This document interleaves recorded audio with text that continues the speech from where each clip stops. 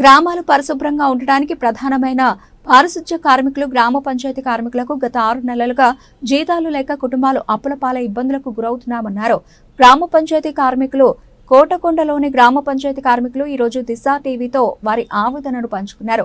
గత డిసెంబర్ నుంచి ఇప్పటి వరకు జీతాలు లేక వేరే వాళ్ల దగ్గర అప్పులు తీసుకుని పిల్లలు మేము అనారోగ్యాలకు మా కుటుంబాలు గడుస్తున్నాయని గ్రామ పంచాయతీ కార్మికుల ఆవేదన.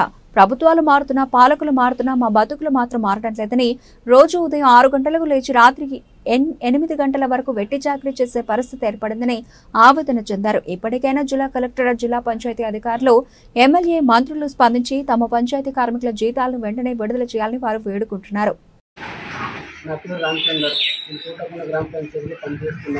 దాదాపు 5 సంవత్సరాల నుంచి సరిగా జీతాలు రాకపోవడంతో ఆర్థిక ఇబ్బందులకు గురవుతున్నాము. ఇప్పటికైనా ప్రభుత్వం స్పందించి పేదలకు జీతాలు రావాలని